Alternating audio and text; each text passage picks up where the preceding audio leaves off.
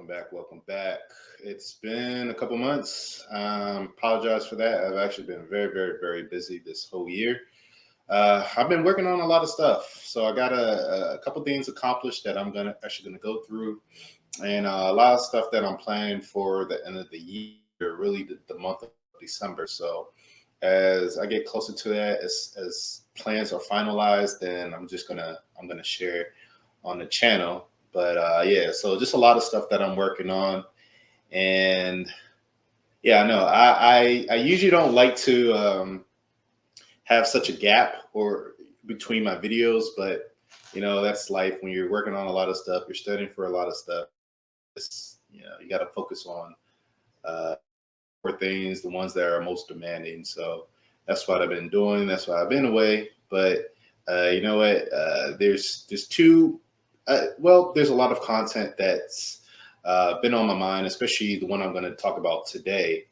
And I just had to make time to do this video. So I'm actually going to share something I have been working on, and that is I finally made my own very first course, business course, and it basically just teaches how to start a business and what you need to do. And I'm going to get this on the screen shortly, and you should be able to see. I'm actually going to make this big. So this is a site. If you want to learn how to really prepare to start a business and what you should be thinking about, what you should be doing, then definitely go to this website. And I'm going to have the link in the description below and probably in the pinned comment. But as you can see, this is how it looks like. Want to get started, you press this button right here and it'll take you to the actual business course. $109. So very small investment in actually starting a business correctly so that you can make millions or retire yourself. So in this course, I wanted to be different from other courses that I've noticed when it comes to starting a business as an entrepreneur. A lot of courses, it's very general, not really good insight from my own opinion as far as just like how it actually is when you're starting a business. So with me, I had a lot of ups and downs when I started my first business, and it's just a lot of stuff I wish I would have known. So all of that stuff is in the course, and you can check that out. You can go ahead and buy right here. You just click on one of these buttons, and it'll take you to that. So cancel. Let me go back. Also, what I have is ebook that tells you or it shows you 50 business ideas that you can do, and it can make you $1 million if you do it right. So for all those that are trying to go to the continent and trying to do big things, then you can actually click on this course and get access to it. It's 50 different business ideas. And then they have breakdowns. It has SWOT analysis. It's very in depth. So definitely check that out. And hopefully when you do decide to go to the continent, then you can start off on the right foot. So those are the two things.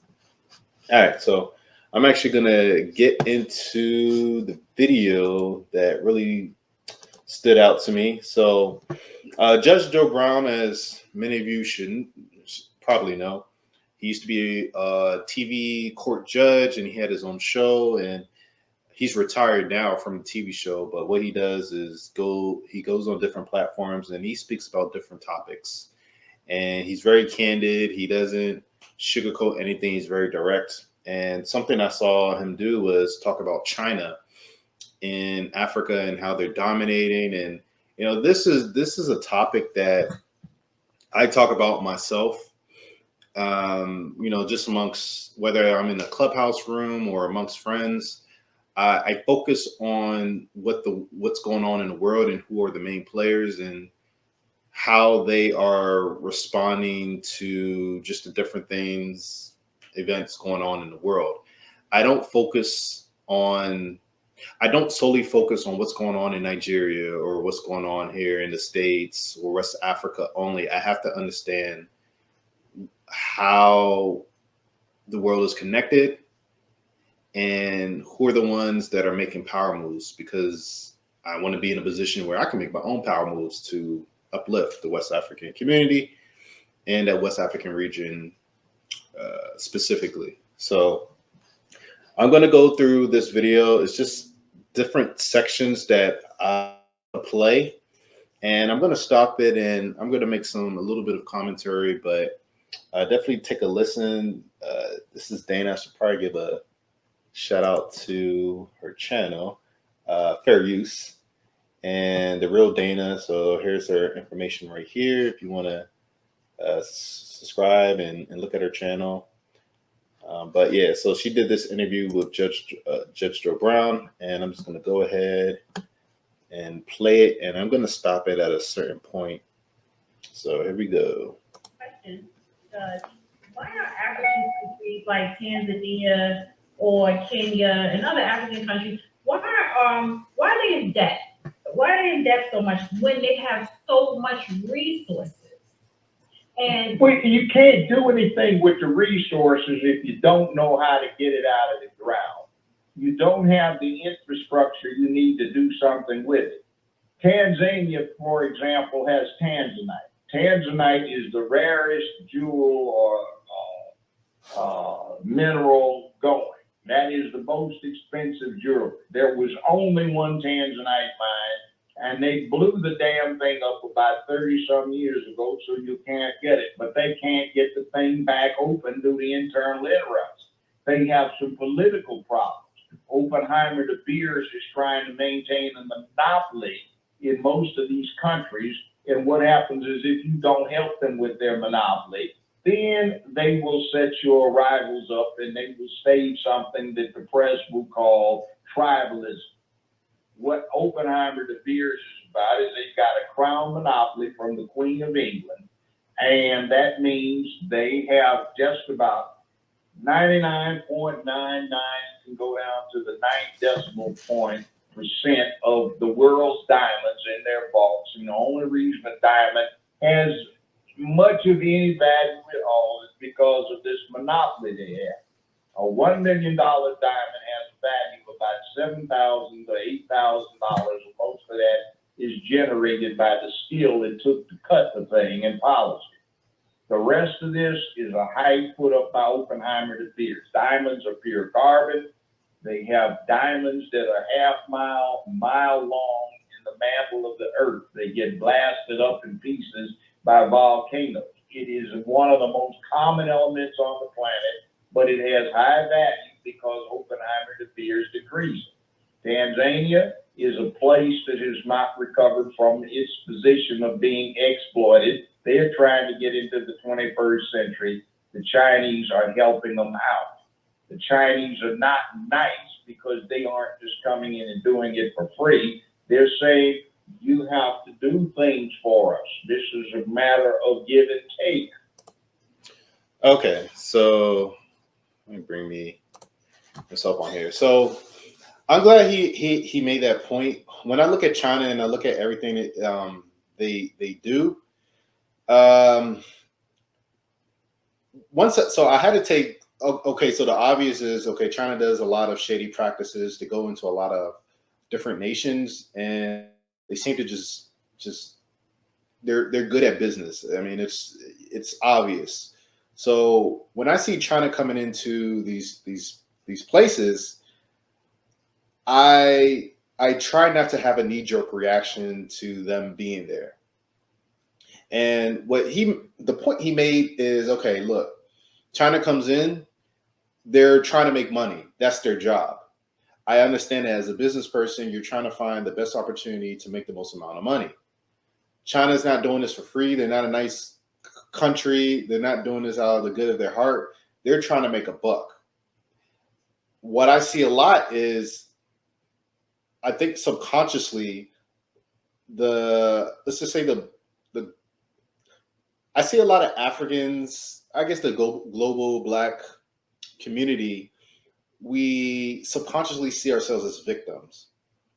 And a lot of the conversations that stem around China and what they're doing in Africa, just this starts with, okay, China's coming in and they're just destroying everything and stuff like that.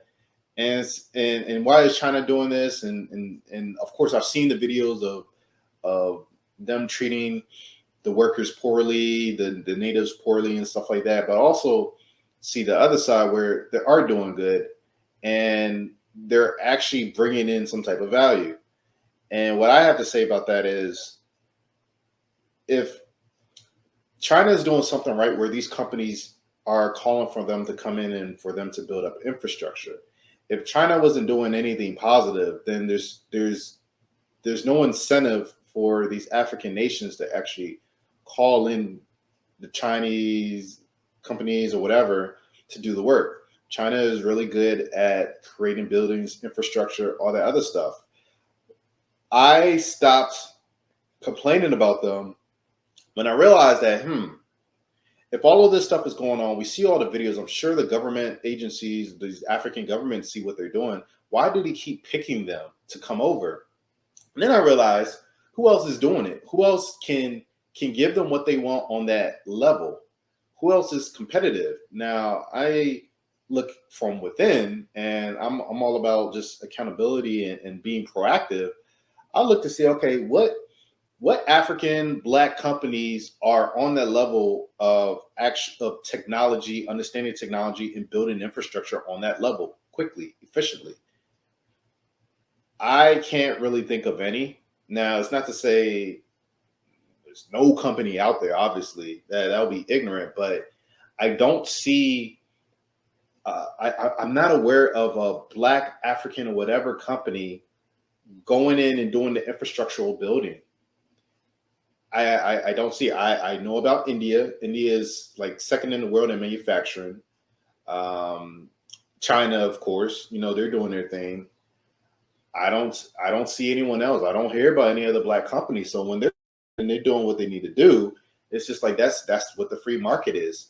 If these African governments are not getting like another option for them to use, then they're going to continue to use China. I believe that if they're not finding a viable company from within the continent or outside, whatever, that can compete with China so that they can benefit in some way. Now, I will say a lot of the deals that I am familiar with that these African governments they do appear questionable, especially when you're just giving out reports. I really want to understand, why did they feel these type of deals were necessary? So I want to get that other side of just understanding, okay, what did they see? Did they have what was like someone on their team saying, okay, we got projections that we're going to be able to pay this loan off, and then things didn't work out, or there was turmoil, political unrest, or something like that just messed everything up?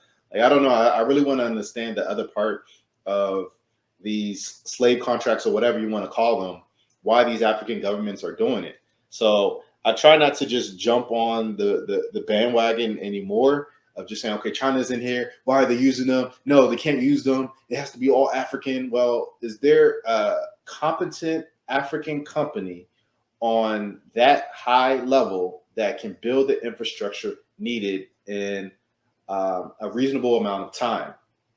Now, if there are and they're very competitive, then hey, that's okay. Hey, why aren't you using them? But I don't believe that there's enough Black companies that are able to compete and give that type of competition that's needed to China in order for there to be a shift.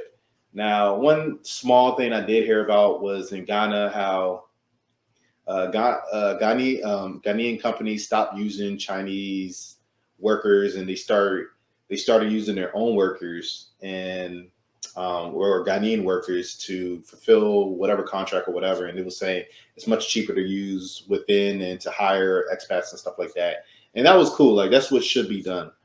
When it comes to infrastructural building, I don't know of any company that is on that level of China of just building the infrastructure on our own.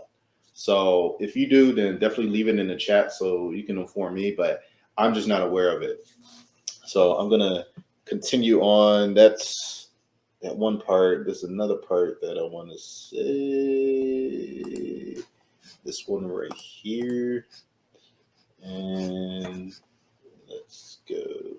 And they want to put Yeah, well, yes, for a that's life. right. The Chinese are into that. They're the world's largest country. And they are the oldest country in the world. There is no country older than China. As it continues. Giving you something, but they want to control it. And they want to just saying that that makes sense, and that's only right. But Trying to get into the 21st century, this is a matter of give and take. Now, that's what it's about. And that's So I see what you're saying, and that makes sense, and that's only right. But they're not really saying it's a give and a take. They're really just coming in there taking. They're giving you something, but they want to control it, and they want to control. yeah, well, yes, for a life. that's right. The Chinese are into that. They're the world's largest country, and they are the oldest country in the world. There is no country older than China as a continuous political, cultural entity. They once and still do probably consider everybody not Chinese to be a barbarian heathen. They're trying to create a Silk Road in Tanzania and other ports in Africa. They're trying to create a modern day Silk Road, and it makes sense. But if you come in there, to me, it looks like they're the new colonizer. First it was the British or the Italians or in other Europe and Germany. Now you have China just coming in there, dominating countries in Africa. Well, yeah, that's true. That's true. But you put it, that's a good way of putting it, modern Silk Road. But you know what I think would explain what they're doing in a very quick way? You can feed a man a fish, or you can teach a man to fish so he can feed himself. If you teach him how to fish, he will be grateful. If you keep teaching him how to fish better, he will be allied to you and will be more valuable to you than if you came in and colonized or conquered him. All right, so I do want to make a point about what Dana said, and I see this a lot where people exaggerate the control of China and just saying China is taking over and just comments like that. As far as it's like they're saying Africa is completely restrained from China and how they operate, and that's just simply not true. In business, each party is looking out for their own interest, and they're making sure that they get theirs. I mean, that's just essentially what it is. It should be like a win-win situation, but a lot of times is win-lose, especially when it comes to a lot of African nations. So every party is doing their part to get what they need, and the onus is on the negotiating party to actually make sure that they get what they need. So in this case, it will be the Africans. Africans are making, or a lot of these governments, it's appearing like they're making a lot of agreements that are not in the best interest in their citizens long term. China's going to take advantage of that. Now, ethically, is it right? Or from what we're seeing, just the limited information, does it look good? No, it doesn't look good at all. But that's exactly, I mean, that's what's happening. So I put the responsibilities just on the person that's doing the negotiating. Another thing I want to, kind of bring up is this thing once again. So I hear a lot of people just talk about Africa as if it's a country, and obviously it's not. People say, "Oh yeah, no, it's a continent," but the way they talk about it is as if it's a country. And I actually want to show a map on how big Africa really is, so that you can put it in context. So when people are saying China is taking over, well, just look at this map. So this is the continent of Africa, and you see the United States right here. So maybe about 2.5 United States can fit into Africa. So you get, I mean, just look at all these countries. Here's another map. Europe, all of Europe can fit in. All of India can fit in. Look at that. Look how this is how big China, parts of China, of course, Japan, UK. This is China right here. Like, you can fit all these different countries inside of Africa. So to say that China is controlling all of this, it's like China controlling the United States, India, Eastern Europe, Italy, Germany, France, Spain. You see how ridiculous that sounds? So when people say, oh yeah, China is taking over, it's impossible. It's not true. It's an exaggeration of what's going on. Really, a lot of their dealings is in, as far as land ports being taken away, East Africa. That's usually where you'll see it at. But as far as them controlling what goes on, like, yeah, they're doing business everywhere, especially in the U.S. U.S. owes China a lot of debt. It doesn't mean that they're controlling anything. They're doing business, they're getting their money, they're exploiting as you know, as much as they can. A lot of these, or enough of these companies where it's noticeable. But as far as them, you know, Africa as a whole can't do anything if China doesn't give the say so. It's inaccurate. So I mean, I just wanted to show all these countries that can actually fit into Africa, so that you kind of see what's going on and how big it is. So when people say, "Oh yeah, Africa, Africa, Africa," I want to go to Africa or whatever, have them specify which region, which country. West Africa, East Africa, South Africa, Central, North Africa, like where? Like there's over 3,000 different ethnic tribes. It's very diverse. West Africa is completely different from East Africa, just in temperament alone. Food, everything else that goes along with it, the culture that goes along with it, everything is freaking different. Africa is not one big old land of black people. We don't even see each other as black like that. Like, yeah, we got the melanin, but we wasn't conditioned to just think about skin tone. It goes off of culture for us, ethnicity. You know, whatever tribal group that you're from, there's customs that are passed down generation, thousands of years, as opposed to in the U.S. I've noticed, obviously, there's a fixation on the color of your skin, and everyone that's black needs to stick together and stuff like that. Yeah, that's because that's this environment.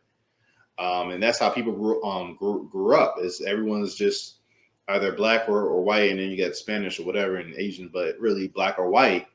And it's a fixation on your skin tone, your skin tone, your skin tone. When I traveled outside of the U.S., of course, I understand racism is everywhere. I noticed the conversations are different when it comes to the white people that don't live in the U.S. When they live in the U.K. and other places like that, it's just different. I'll just say that. When you're in Africa, you don't hear like, oh, you know, black man and stuff like that. It's like, which country are you from? What are you? Like, where are you from? Oh, okay, from Ethiopia, whatever. Or you're from the Congo, or like that's we go off of, and even though these are names created by the colonizer, still they can even break it down to their specific group. And that's usually what I try to get down to when I do talk with other Africans. I'm just like, okay, what's the language, what's the tribal group and stuff like that. But yeah, Africa is very diverse. You can fit all these countries in there. There's a lot of people. I think it's like about 1.4 billion people on the continent. So I just, yeah, this is how big it is. But I'm going to get to another point in this video. 25.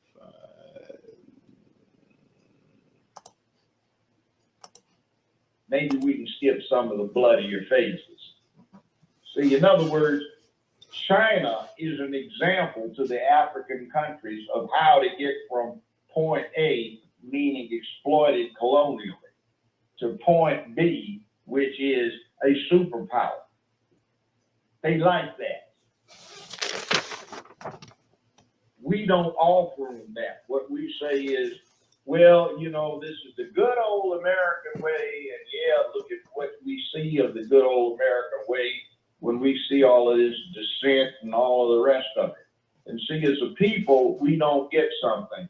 The Chinese are orderly. We are not. Yeah. Meaning not Africans, but American blacks and Americans. You see, we in Black America get to talking about kings and queens, but we miss the point. See, if you have kings and queens, there's only one king, only one queen, and everybody else is a subject. So in China, you don't have a king and a queen, but you've got a power, and everybody else is subject to that. See, Africa works on that basis because they did have kings and queens, or these chiefs and chieftains. So somebody's in charge with a plan. The plan either works or it doesn't work. If it doesn't work, then well, whatever. If it works, then more power to it. All right, so that's a point that I thought about myself, just when it relates to Nigeria and a lot of other West African countries, is how we govern ourselves. So, of course, you know, when the colonizer came in, they had their own sets of rules, and Western democracy is basically what it is. In Nigeria, it's not working. It just doesn't work because that's not how we're governed. Now, when I look at China and see how successful they are, they, of course, is a communist party, but they kind of operated like a monarchy. And when I think about how our culture and how we were brought up and were passed down, we have chiefs and we had kings, and they'll have advisors. So interesting thing that I learned, if I can remember the book I was reading, I think it's might be this one, or sorry, let me see. There's a book that talked about how we governed ourselves, and let's see. It might be this book, Nigerian Chiefs. But the interesting thing about that book and what I learned is, okay, so we have chiefs, and then, or the kings, and you will have, they will have their advisors. And basically, if that lead, the chief or whatever, was not doing their job and not being effective for the community, those advisors can kick that chief out, and then, they can bring somebody else in, and then it will start it on. So they had their own, we had our own form of checks and balances. We were ran very well. Nigeria, or I won't say Nigeria, but as far as the tribes and the culture there, the Benin Kingdom and all that, we were actually very efficient. When the British came, they were amazed at how efficient we were. The Benin Wall, and they destroyed everything, but we were very advanced. So for them to come with their own system and put it in us and say, this is the way to go, just destroyed everything, destroyed how we operate. So one thing I really started thinking about is, you know what, I won't be so opposed to, and I'm saying this out of ignorance, I don't know, I never lived in a communist country or a dictatorship country, but if there can be some type of modernized way to have a monarchy in Ireland that's reminiscent of, or similar to how we govern ourselves in the past, I think that would be the best way. Because honestly, how much, especially the state of a lot of our countries, because they're still fairly new, like 1960s when they mostly got independence, having a leader come in every 4 years is not enough time to build growth, especially when they leave out of office and an opponent from a different political party comes in, they can erase everything that former person did. And it's like you're starting over every 4 years. Every 4 years, you're doing it over. It doesn't work. You need someone that's consistent all the time, a good leader benevolent dictatorship where they are competent in their job and they know how to really get the country forward, and they listen to advisors, and you got that going on where there's not points of interrupted power. China was able to get to where they were at by having that consistency. You had the first leader, I forgot his name, I think it's Mao. I can't remember. This was in the 1950s. There's a whole history of how China achieved its economic independence. But you had one leader that came in. He realized, you know what, closing ourselves away from the world is not working. We have a lot of poverty. Let's open up China and let's see what other people are doing so we can learn. So he did that, and then Xi Jinping, the leader now, he came in and just took it out, like just took it all the way. But they was able to have that consistency because there wasn't a lot of back and forth every 4 years, this party versus this party, and it's going back and forth is infighting. Like they didn't have all that foolishness. It was consistent. Okay, look, we're all moving in one direction. This is how we should go. Everyone is on, well, I don't know how much they did ask for input in the beginning as far as what do you think can make China better, and then they just kept implementing it. Everyone was on the same page. With Nigeria is a bit different because you have so many tribal groups. But what I think this is where reformation comes into order, where you gotta the best way I think for Nigeria as a whole to move forward is you gotta let the different regions, different tribal regions, have their own autonomy on how they govern themselves. Because just having one leader just manage everyone, it doesn't work because they're always going to want to take care of their own people first. We don't see ourselves as all one Nigeria. It's only the northern people that say that in Nigeria, but we don't see ourselves like that. We see ourselves as our own ethnic tribe. We can get along, we can communicate, but we got to look out for our own people first because our traditions, customs, just because we're Black, we don't see ourselves all the same.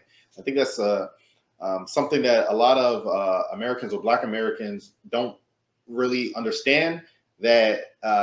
And I've heard this comment in a lot of videos where they're like, oh, you're all Black, you're all brothers and sisters in this. No, we don't see each other like people in the United States. Black people see each other where, okay, you're Black, then you're part of family. No, we always been Black. We never had an issue of white people and Black and stuff like that. We see ourselves depending on our culture, our ethnicity. That's just how we roll. I don't believe in, of course, the fighting going back and forth, but I think it's ridiculous and it's very immature thinking to say, oh, okay, no, it's just going to be one big old blob of Black people, and everyone's just all going to be the same. We're going to have one. Like it's unrealistic. I think this is personally, I think this is the best move for a lot of West African countries to go towards is govern yourselves off of the monarchy system or some modernized way of doing it where people can really control what's going on. I think that would be more efficient than what we have now, where it's like one party is trying to maintain power. They don't want to leave office. They're incompetent. They don't understand the needs of that group of people. It's just, when you see it over and over decades, it's like, look, we got to try something new. So that's something I want to point out. I'm going to get to the next piece. 20. Over here, if we were focused and determined to educate ourselves and get into the STEM career, do you think if that was the case here in America, Black Americans were competitive in the STEM field, do you think it would be easier for us to actually go to certain countries and participate in the infrastructure, not the farming, not to relocate for retirement? Yes. Okay, so interesting thing. I'm glad she said that. I think if it's for African Americans to come over, the best way I believe to make an impact is to focus on the trades. So yeah, STEM is good. Of course, STEM is always going to be important, but you also need the infrastructure and having more tradesmen at least come over, like I said earlier, and being on the level of competing with China when it comes to infrastructural building would make a significant impact. And it's funny that she brought up, hey, not just going to Africa, just do farming and stuff like that. Yeah, I see a lot of videos of, especially, just people going to Ghana and they're like, oh yeah, look at my farm, and they take videos and or they have this little shop, and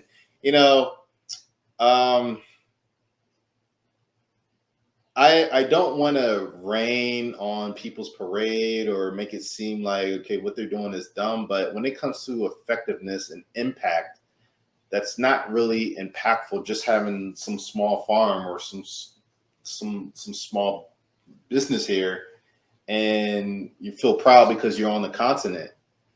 No, like nothing is going to change with you there. Like you need to think enterprise. You need to think of how to expand and how to get your systems working on an industrial level.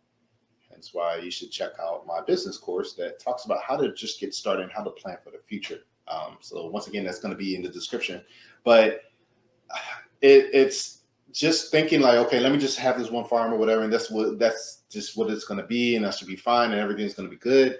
And I see stuff like that. I'm just like, look, if Chinese companies want to come in and set up shop where your farm is, you think the government is going to listen to your complaints, or they're going to listen to China? China can employ hundreds of people. Now, as far as the quality or whatever, I mean, that can be, you're going to have a debate about that, but they employ more people. They offer more benefit to the country.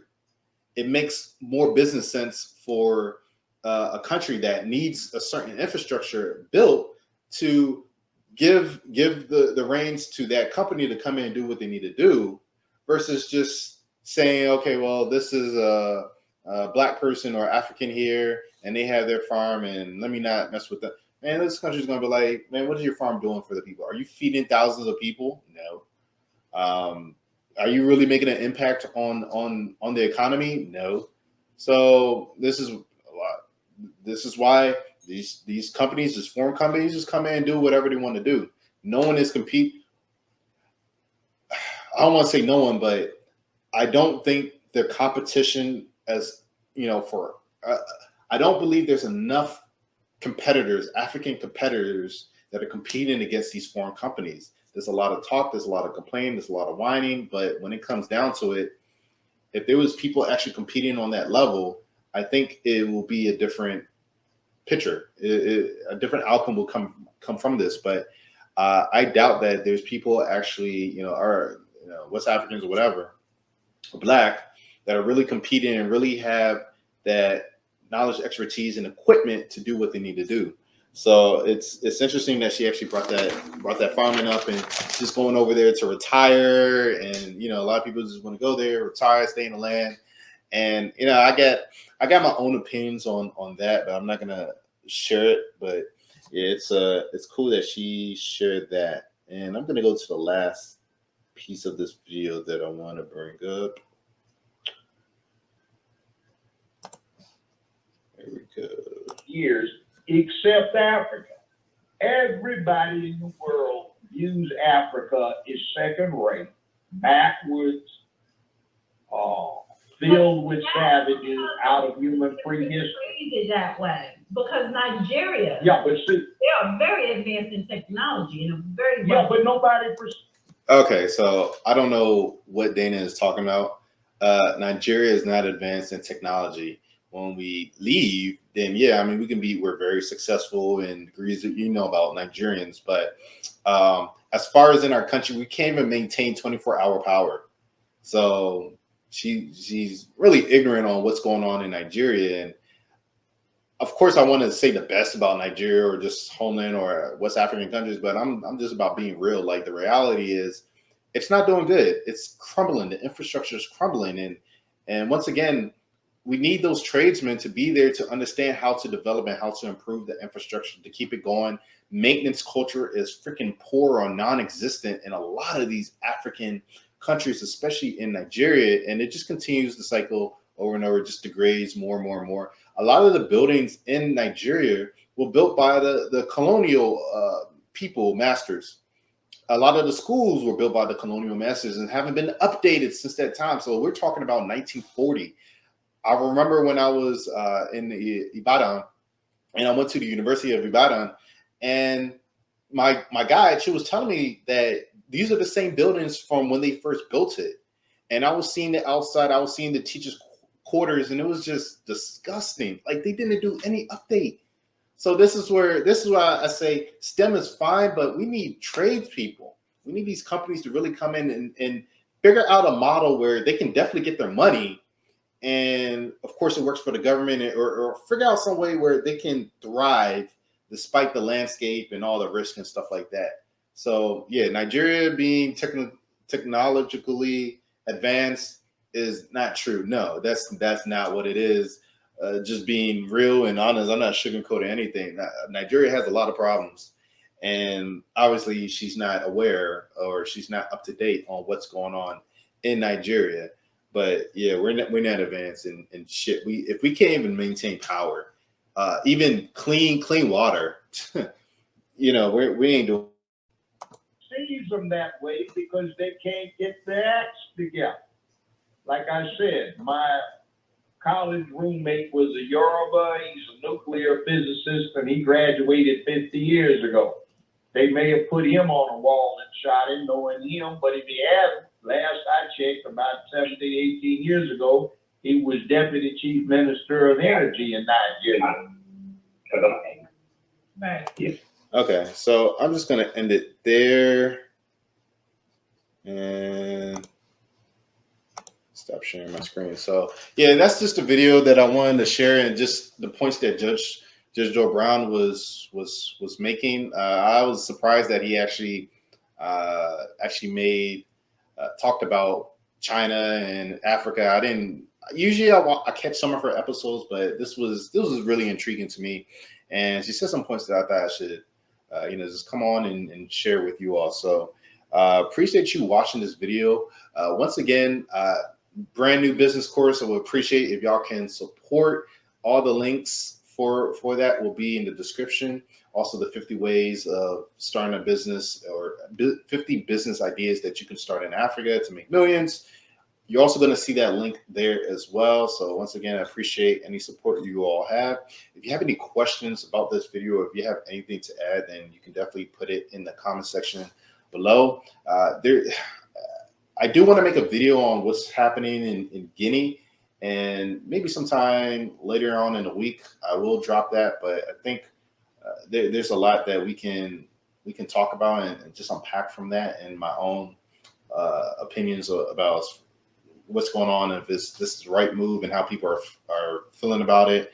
I do know someone that is from Guinea, and I asked her about it, and it was kind of like, well, when you got a president that's 83 years old and he's trying to go for a third term, or he stole a third term to stay in office, people just like, enough is enough. So I appreciate you watching this video, and stay tuned for the next one.